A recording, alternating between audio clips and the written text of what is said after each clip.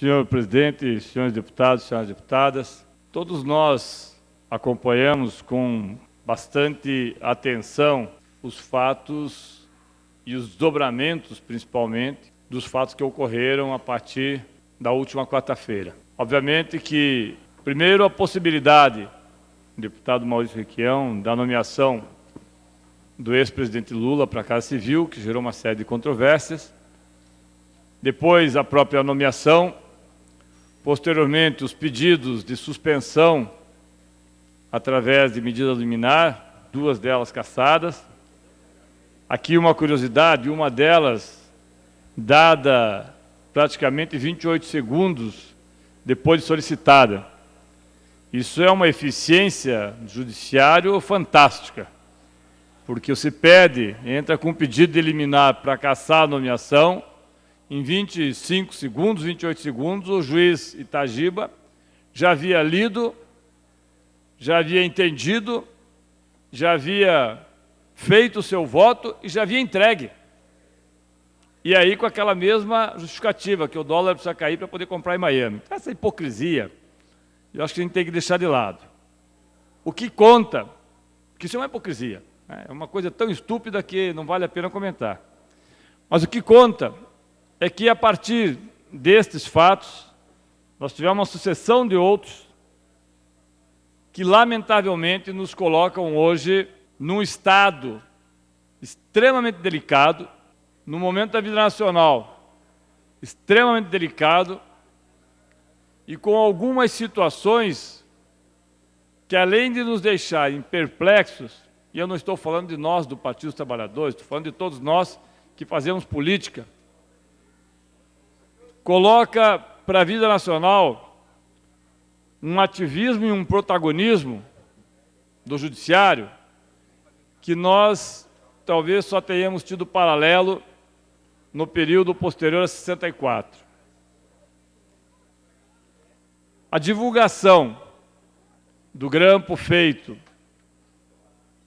no telefone de uma pessoa que trabalha com o ex-presidente Lula, no momento em que falava com a presidente Dilma, depois de já ter sido dito, pelo menos há uma controvérsia, porque alguns dizem que o juiz Sérgio Moro já havia desautorizado, a Polícia Federal diz que não, que ele ainda havia mantido, que o problema foi com a empresa telefônica. Mas quando chegou a presidente, e aí dizem que o ministro Janot, aliás, o ministro não, o procurador-geral Janot, falou que sabia, mas que havia sido informado que era genérico, que estas conversas eram conversas genéricas com uma pessoa que tinha foro, mas jamais imaginou que fosse a presidência da República, ou seja, é um jogo de empurra. Mas o que eu acho um absurdo, e eu não sou advogado, já falei várias vezes aqui, é como que um juiz, com a experiência que tem, o juiz Sérgio Moro, não percebe que conversas pessoais, eu não estou falando nem da gravação feita com a presidente Dilma, porque há uma controvérsia se poderia ou não poderia, se ela foi gravada porque estava falando com um terceiro, que este sim era investigado, no caso, o senhor Luiz Inácio. Mas não percebe que a Lei de Interpretação Telefônica, a Lei 92/96, de 1996, obriga, ela não pressupõe e não dá o direito de opção, ela obriga o sigilo daquelas matérias, principalmente, que não tiverem absolutamente nada a ver com a investigação. E aí eu pergunto aos senhores, o que tem a ver com a investigação da Lava Jato a conversa que tem a dona Marisa com seu filho? O que tem a ver a conversa de Luiz Inácio com os seus advogados que foram grampeados de uma forma absolutamente ilegal? A OAB faz ouvidos de mercador. A OAB do Paraná, que diz que quer o impeachment da presidente Dilma, não tem a coragem de dizer que quer o mesmo do governador Carlos Alberto, que está sendo acusado de ter cometido o mesmo tipo de ilícito.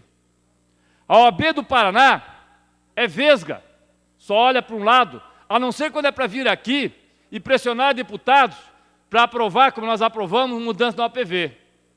Aí vale tudo.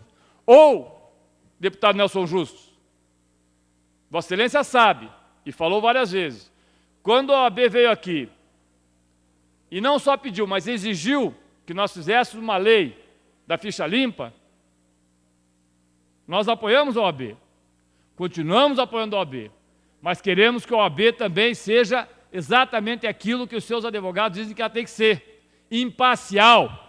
A OAB não pode ser um espaço de política partidária.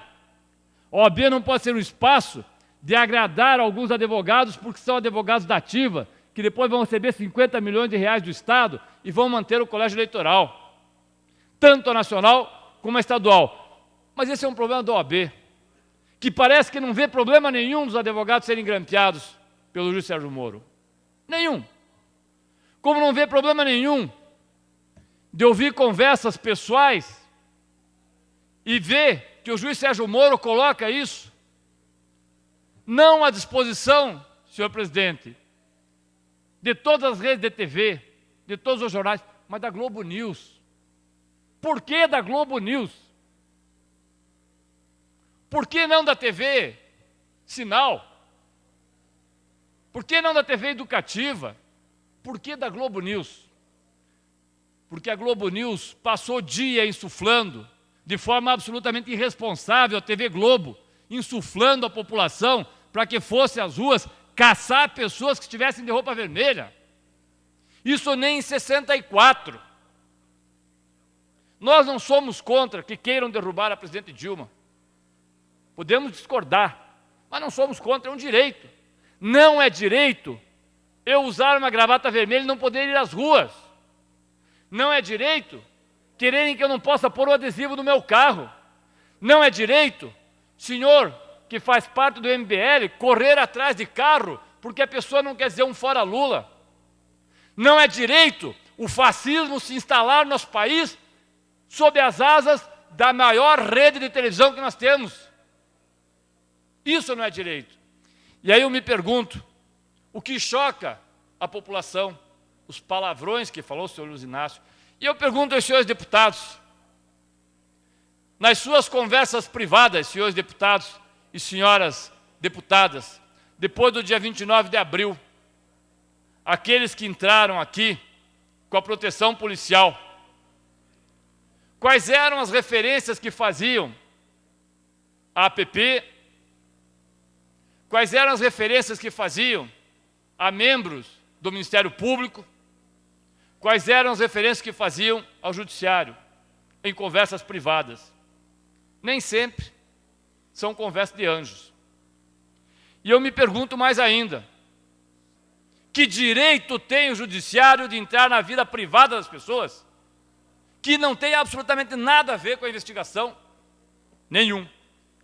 Tanto não tem nenhum, e não sou eu que digo, que as conversas privadas do senhor FHC com a dona Miriam, aquela que dizem que era sua namorada e que teve um filho fora do seu casamento, FHC e sua mulher, nunca vieram a público e nem devem vir, porque não são problemas nossos.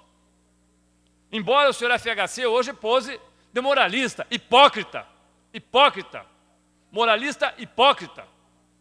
Um homem que esconde tudo que esconde não pode vir fazer publicamente as declarações que faz. Um homem que diz que recebeu 200, 300, 500 mil dólares e que até agora não explicou de onde veio o dinheiro, não pode vir publicamente fazer as acusações que faz.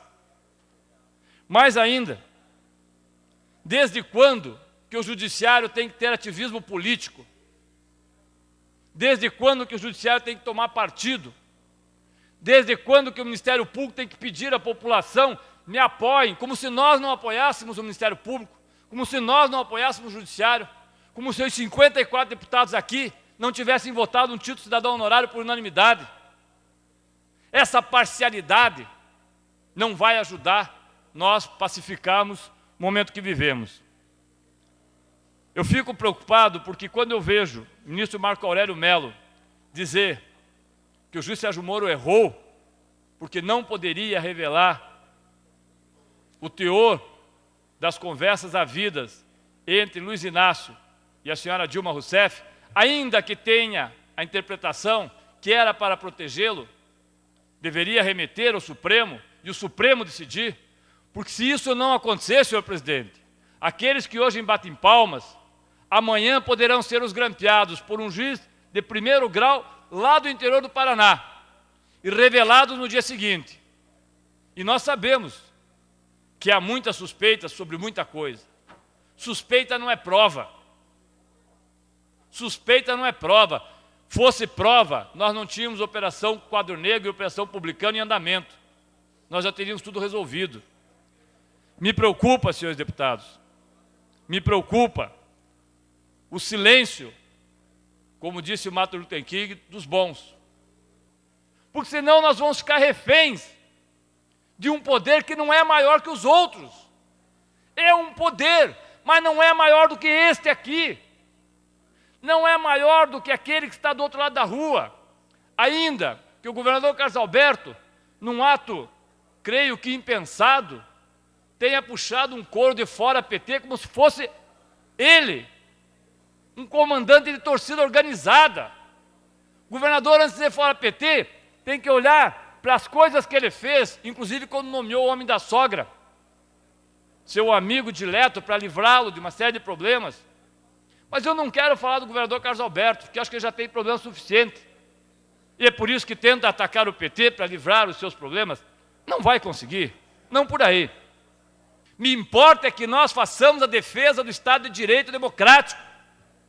Eu não posso deixar um país para os meus filhos e para os meus netos, onde as pessoas se sintam tolhidas de fazer comentários, porque uma massa está nas ruas dizendo que nós não podemos fazer, que nós não podemos passar aqui em frente à Justiça Federal, porque o Ministério Público produz ativismo político. Não é correto. Não é correto. Não dá para nós nos escondermos atrás dos nomes de pessoas. Está errado. E nós vamos pagar um preço muito alto, porque a mesma onda que é favorável para alguns, num determinado momento, será a onda que poderá derrubá-los mais à frente. Eu faço um apelo.